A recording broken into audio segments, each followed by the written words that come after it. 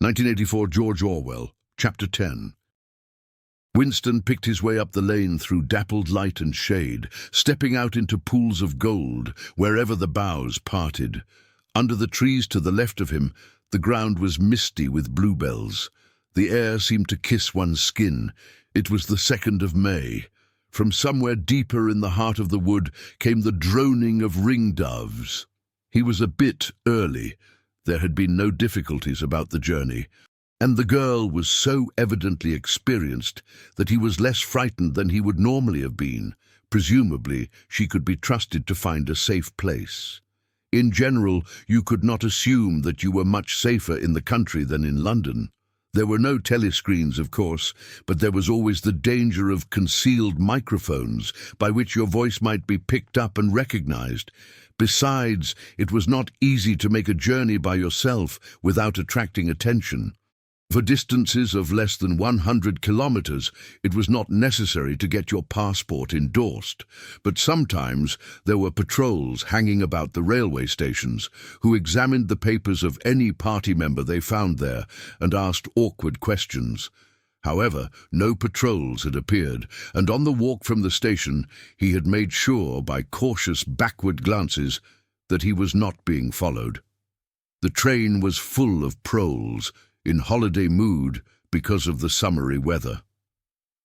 The wooden-seated carriage in which he travelled was filled to overflowing by a single, enormous family, ranging from a toothless great-grandmother to a month-old baby, going out to spend an afternoon with in-laws in the country, and, as they freely explained to Winston, to get hold of a little black-market butter. The lane widened, and in a minute he came to the footpath she had told him of, a mere cattle track which plunged between the bushes. He had no watch, but it could not be 15 yet. The bluebells were so thick underfoot that it was impossible not to tread on them. He knelt down and began picking some, partly to pass the time away, but also from a vague idea that he would like to have a bunch of flowers to offer to the girl when they met. He had got together a big bunch and was smelling their faint, sickly scent when a sound at his back froze him, the unmistakable crackle of a foot on twigs. He went on, picking bluebells. It was the best thing to do. It might be the girl, or he might have been followed after all. To look round was to show guilt. He picked another and another. A hand fell lightly on his shoulder. He looked up. It was the girl. She shook her head, evidently as a warning that he must keep silent, then parted the bushes and quickly led the way along the narrow track into the wood. Obviously she had been that way before, for she dodged the boggy bits as though by habit. Winston followed, still clasping his bunch of flowers. His first feeling was relief, but as he watched the strong, slender body moving in front of him, with the scarlet sash that was just tight enough to bring out the curve of her hips, the sense of his own inferiority was heavy upon him. Even now it seemed quite likely that when she turned round and looked at him, she would draw back after all. The sweetness of the air and the greenness of the leaves daunted him. Already on the walk from the station, the May sunshine had made him feel dirty and etiolated, a creature of indoors, with the sooty dust of London in the pores of his skin. It occurred to him that till now she had probably never seen him in broad daylight in the open. They came to the fallen tree that she had spoken of. The girl hopped over and forced apart the bushes, in which there did not seem to be an opening. When Winston followed her, he found that they were in a natural clearing, a tiny grassy knoll surrounded by tall saplings that shut it in completely. The girl stopped and turned. "Here we are," she said. He was facing her at several paces' distance. As yet, he did not dare move nearer to her. "I didn't want to say anything in the lane," she went on, "in case there's a mic hidden there. I don't suppose there is, but there could be. There's always the chance of one of those swine recognizing your voice. We're all right here." He still had not the courage to approach her. "We're all right here," he repeated stupidly. "Yes, look at the trees." They were small ashes, which at some time had been cut down and had sprouted up again into a forest of poles, none of them thicker than one's wrist. There's nothing big enough to hide a mic in. Besides, I've been here before. They were only making conversation. He had managed to move closer to her now. She stood before him very upright, with a smile on her face that looked faintly ironical, as though she were wondering why he was so slow to act. The bluebells had cascaded onto the ground. They seemed to have fallen of their own accord. He took her hand. "Would you believe," he said, "that till this moment I didn't know what color your eyes were?" They were brown, he noted, a rather light shade of brown, with dark lashes. "Now that you've seen what I'm really like, can you still bear to look at me?" "Yes, easily.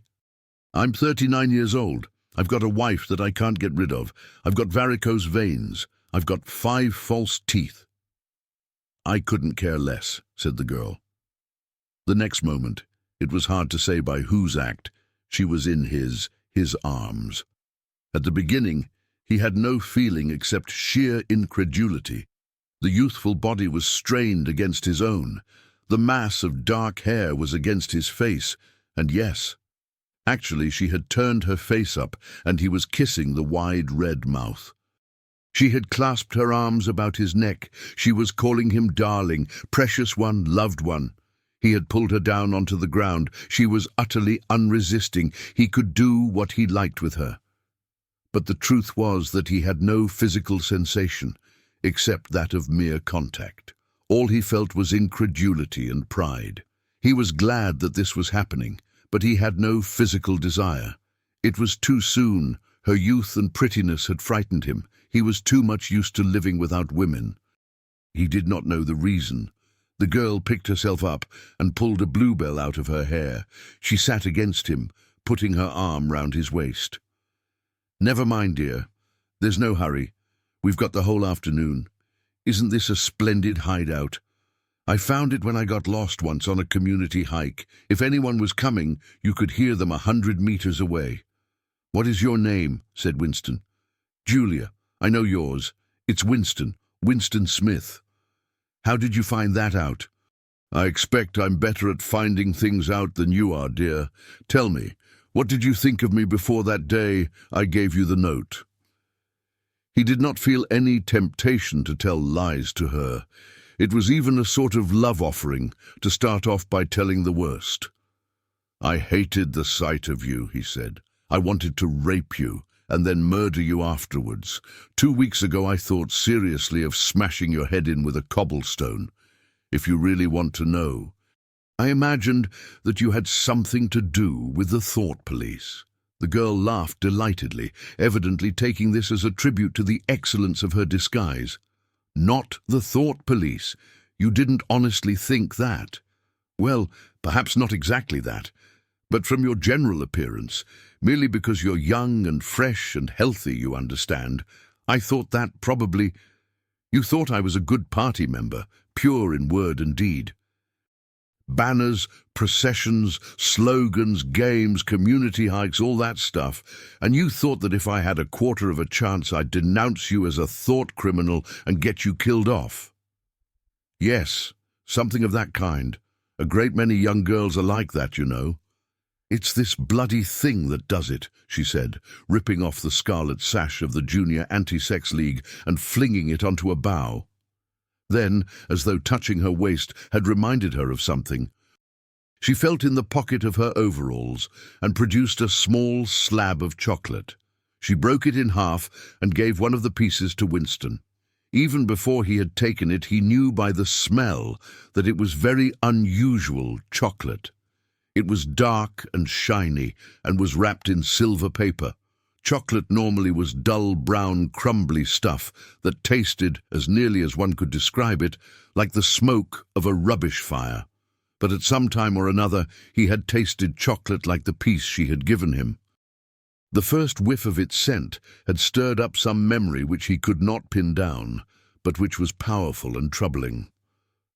"Where did you get this stuff?" he said.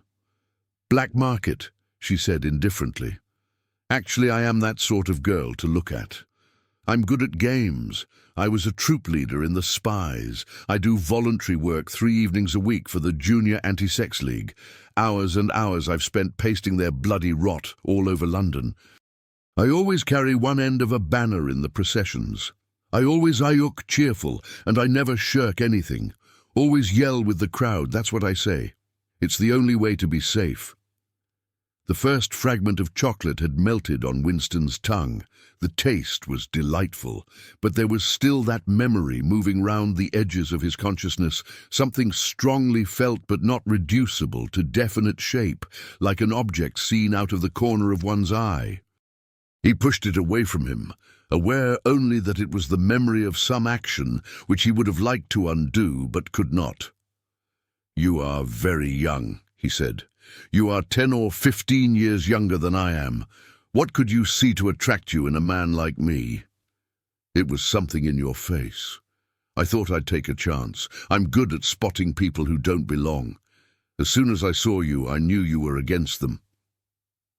Them, it appeared, meant the party, and above all, the inner party, about whom she talked with an open, jeering hatred which made Winston feel uneasy, although he knew that they were safe here if they could be safe anywhere. A thing that astonished him about her was the coarseness of her language. Party members were supposed not to swear, and Winston himself very seldom did swear, aloud at any rate. Julia, however, seemed unable to mention the party, and especially the inner party, without using the kind of words that you saw chalked up in dripping alleyways. He did not dislike it.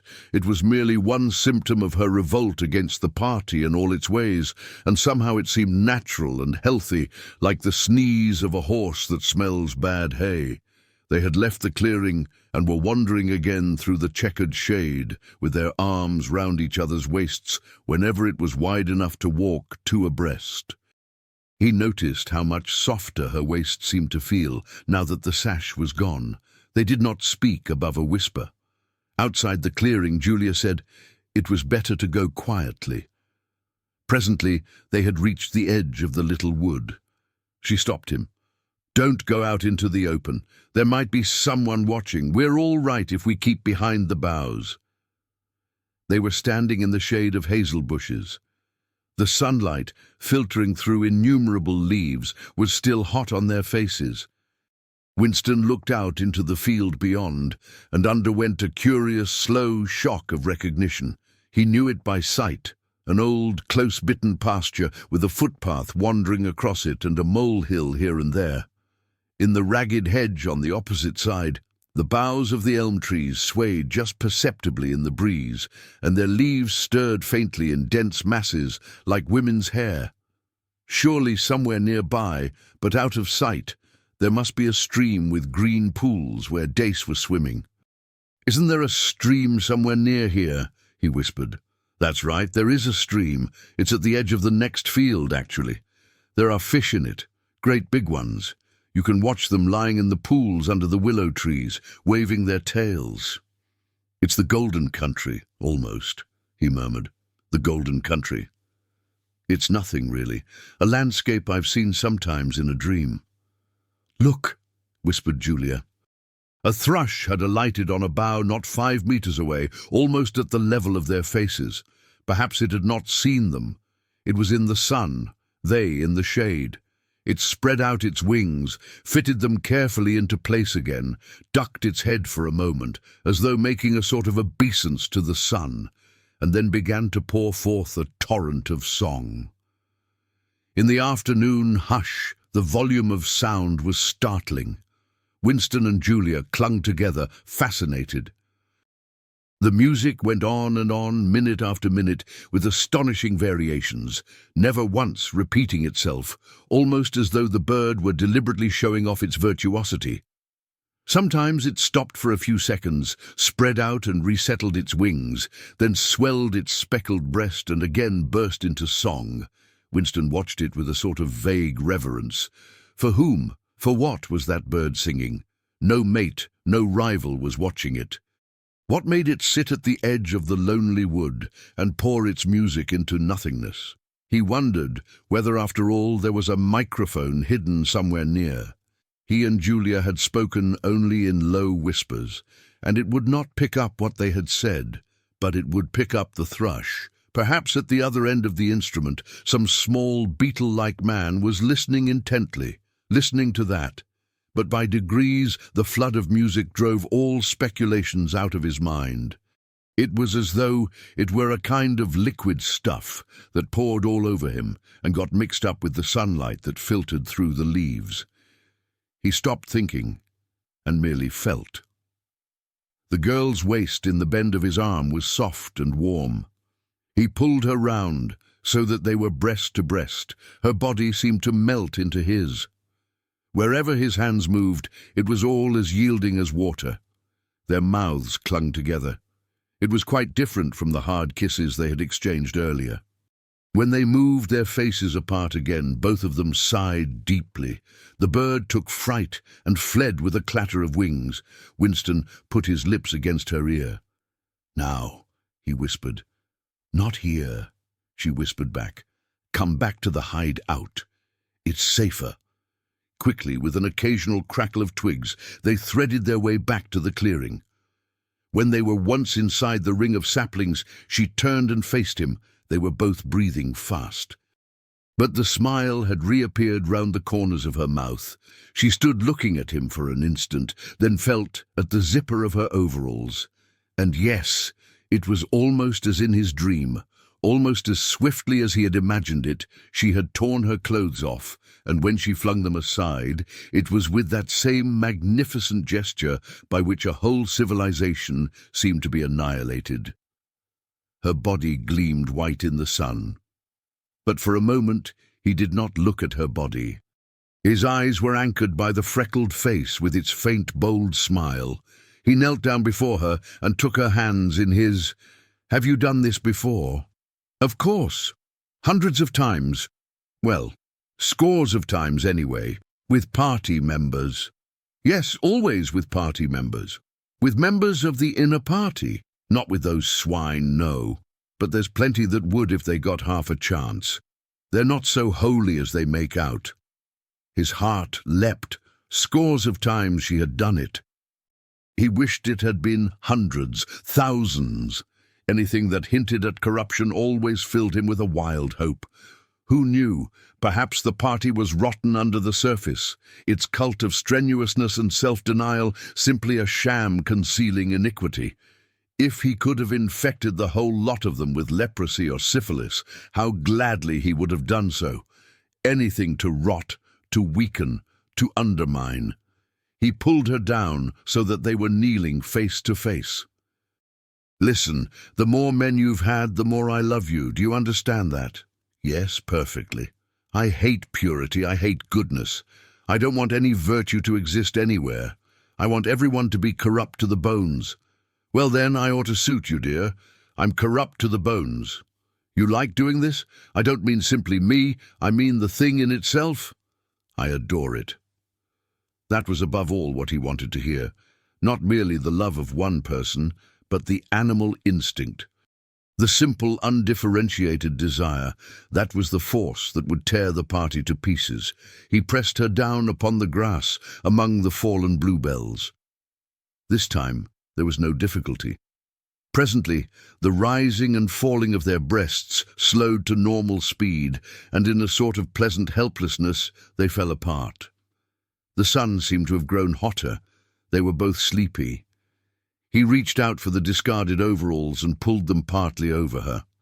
Almost immediately they fell asleep and slept for about half an hour. Winston woke first. He sat up and watched the freckled face, still peacefully asleep, pillowed on the palm of her hand.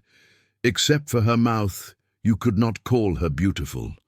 There was a line or two round the eyes, if you looked closely. The short dark hair was extraordinarily thick and soft. It occurred to him that he still did not know her surname or where she lived. The young, strong body, now helpless in sleep, awoke in him a pitying, protecting feeling. But the mindless tenderness that he had felt under the hazel tree, while the thrush was singing, had not quite come back. He pulled the overalls aside and studied her smooth white flank. In the old days, he thought, a man looked at a girl's body and saw that it was desirable, and that was the end of the story. But you could not have pure love or pure lust nowadays. No emotion was pure, because everything was mixed up with fear and hatred. Their embrace had been a battle, the climax a victory. It was a blow struck against the party. It was a political act.